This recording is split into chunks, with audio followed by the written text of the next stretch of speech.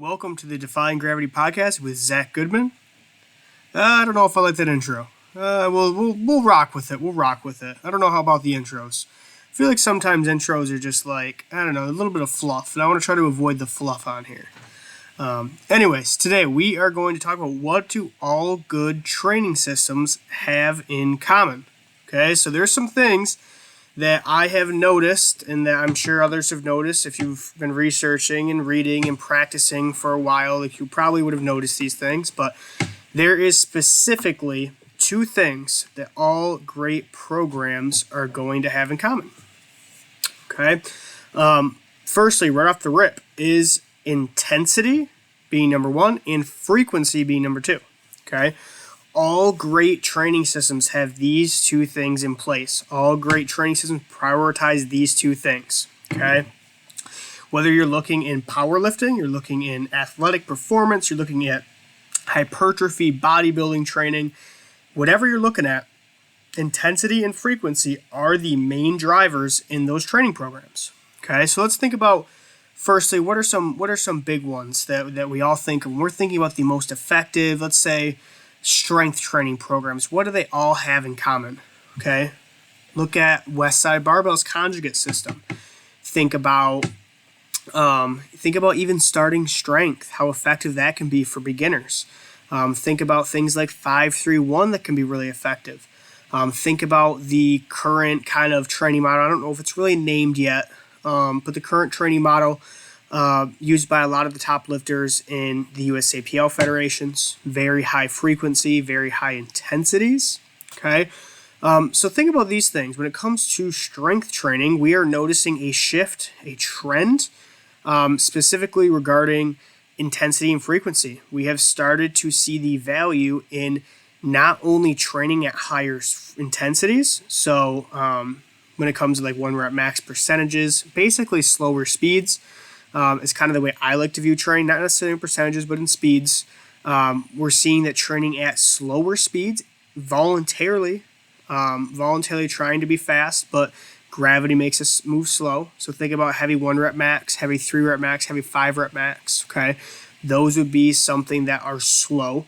And then doing those things extremely frequent, okay, becomes a very potent kind of combination to develop neuromuscular coordination.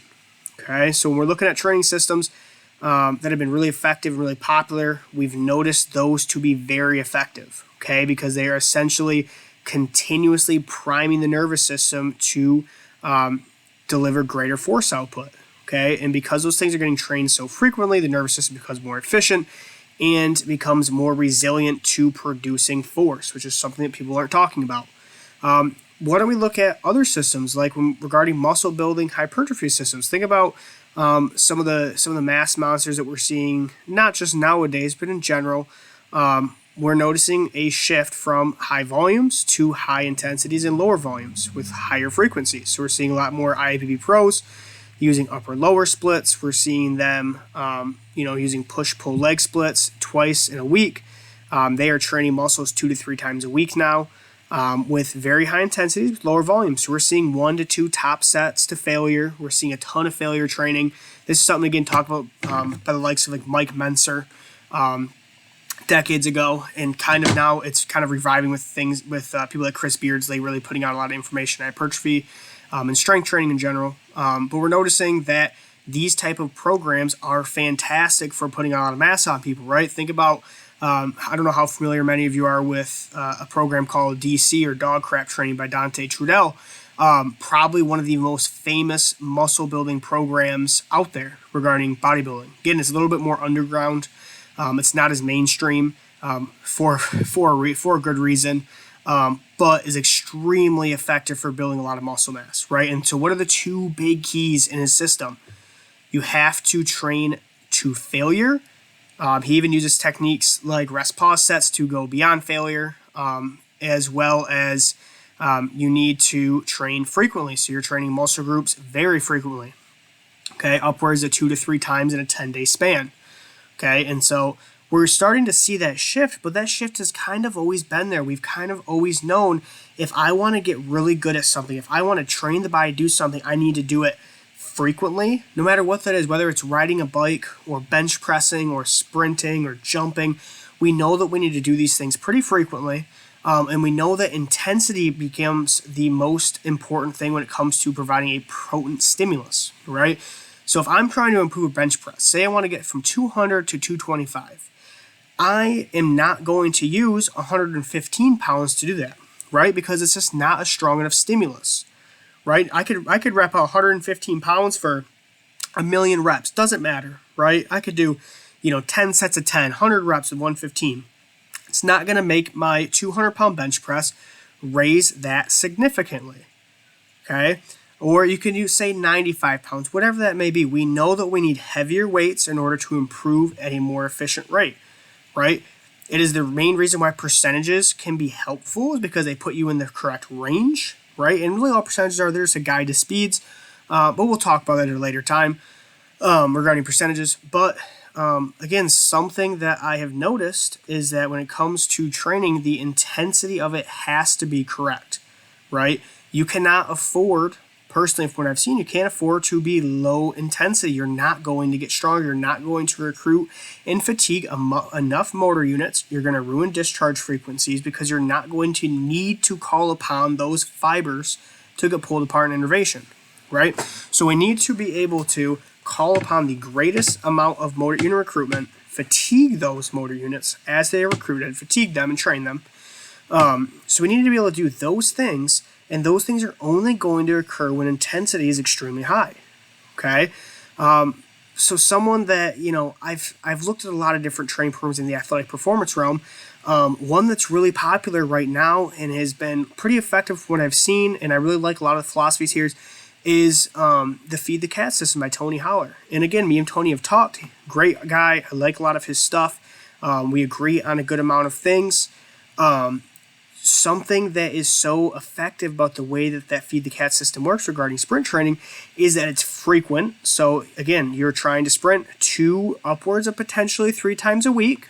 Okay, never really going over that 3 times a week threshold, but you're going 2 to 3 times, and everything is max effort sprinting, right? It's all max velo. It's with spikes. It's on a track. It is the fastest and most potent stimulus we can get in sprinting, right?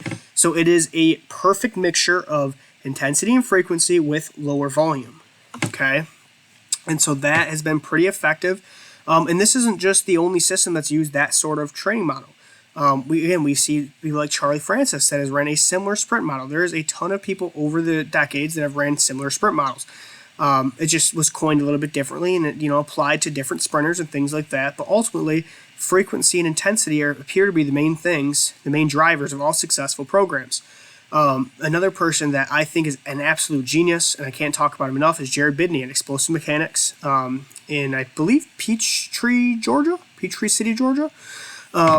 Again, Jared is someone that has developed extremely explosive athletes, some of the strongest athletes in the entire country, has the best jumpers in the entire country. When you look at national level combines, he's had, I think, 3 of the top 10 all-time jumpers at the Nike Spark Combine. So pretty impressive stuff. When you view his training, right, he uses the brief maximal tension method, much like me, you can begin to see that Jared is a very big frequency guy, right? He has these kids squatting and benching 3 times a week, squatting and benching 3 times a week, not training 3 days a week, so they're squatting and benching 3 days a week each, so 6 days total. Not a whole lot of volume, right? Not a whole lot of volume, but a ton of intensity, right? They're using this brief maximal tension wave system that Jared has, came up with his own.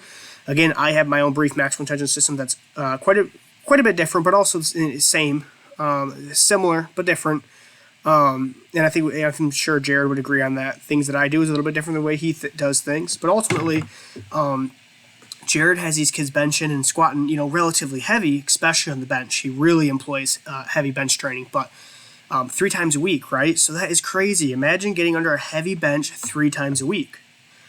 But why does he have so many 400-pound benchers in high school? Well, because those kids are getting this really potent stimulus so frequently, right? So he's able to manipulate their nervous system to insane outputs, especially regarding their age.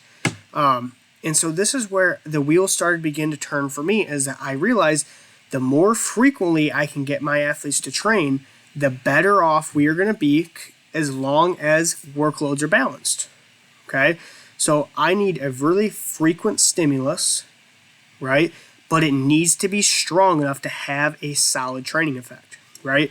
If I came in and gave my kids 50% on the bar, I don't use percentages, but just say 50%, and I gave them, 3 sets of 10, that is not going to elicit the correct manipulation of the nervous system. You're getting the wrong input to the nervous system, right?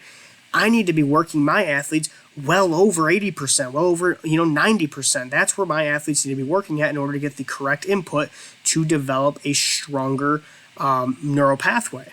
Okay, and so this is where I think all training programs at some level are going to be affected by intensity and frequency. Right? We see that athletes, sprinting and jump wise, do really, really well with frequent jumping. Again, a jump system that I learned from, again, one of my good friends, Michael Fahey, Twitter, Burn the Ladders, he made the movie and all that fun stuff. But what I really like about him is that he's done such a great job in Tallahassee with his athletes, right? And so he employs a jump system where his athletes are jumping every single day. And so I started employing a system similar to that. And now it's changed a little bit for me because my schedule looks different and things like that. But he jumps his athletes 4 days a week, right? Very low volume, right? But they're getting max effort jumps 4 times a week in a perfect world. Obviously, it's not always perfect, but in a perfect world. And so that got my wheels turning. It's like, okay, if sprints work this way, if strength works this way, now jumping works this way, oh my God, muscle building works this way, holy crap, everything works this way.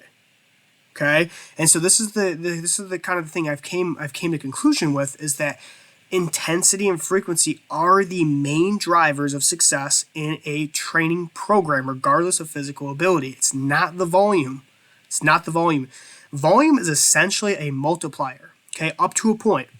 Okay, so if I have my athletes do 1 set of squats, right, 1 set of box squats, we do 1 set, that's going to deliver a pretty solid training effect. But what if I gave them 2?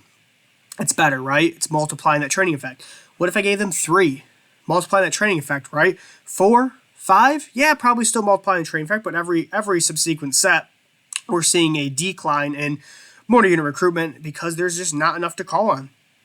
These motor units are already fatigued, so there's just not enough to call on. So we've seen that in the literature. We've seen really, really good literature on motor unit recruitment and how those sets work. But ultimately, something that I think is very fascinating is that I couldn't give my athletes 10 sets, right? 10 sets would just absolutely crush them. They wouldn't be able to produce the same outputs in those sets. So there's a sweet spot there, right? And so that sweet spot is, again, going to be predicated on a few different things, but it's ultimately up to intensity and frequency, right? So I can't give my kids 10 sets in a session of brief maximal potential work, but I can give them, upwards of maybe 5, right? But again, think about it. We're getting another 5 sets the next day I see them, right? So now we're getting 10 sets in a week, and that weekly accumulation is the most important thing. And now think about that for a month. Think about how many sets of brief maximal tension I can get my athletes to do in a month. And that's when this stuff becomes really scary, because it's about frequency, right? Jared talks often about he needs 12 workouts, right? Or maybe it's 16 workouts, somewhere in that range, right? That he needs to see athletes for to see a positive gain in training. For myself, I can see a large gain in training in about 3 weeks. Okay, so if I bench kids twice a week, I squat or deadlift kids twice a week, I need to see them for 3 straight weeks. So that means that they would train 4 days a week with me in a perfect world. That's 12 workouts. Within that 12 workouts, we can make absolutely great progress. We can add 10 or 15, 20 pounds to a bench. We can add, somewhere between 15 up to upwards of 50 pounds to a squat in just a 3-week period, because I'm getting 12 training sessions in. And so again, this is when the stuff becomes really, really powerful, is how often can I strain, right? How often can I strain? So that strain is the most potent stimulus I can have, whether you are trying to build muscle and you're going to failure, or you are trying to lift a heavy weight, you are still straining, okay? And so this is the money. This is where the money is. It is in intensity and it is in frequency, okay? So there's one change that you could make to your program right now is look at your training. Are you giving your athletes, are you giving whoever you're working with, are you giving yourself enough intensity? Are you giving yourself enough frequency? Okay, and this is where it becomes individuals, because you're not going to be able to give, again, every athlete or every person the same amount of intensity or frequency. This is where brief maximum tension waving becomes so important, is because every kid I have gets waved a little bit differently because they just can't tolerate the exact same protocol for every single athlete. Okay, and so this is when it becomes important to be able to manipulate your own training. But think about that when you go through and you do an audit of your own training or your athlete's training, look and see how frequently they are getting the stimulus. And is there room for more? And is that more going to lend itself to greater training effect? Okay. So hopefully this helps out somebody out there. Again, these are two things that I've noticed all the best programs have. Okay. See ya.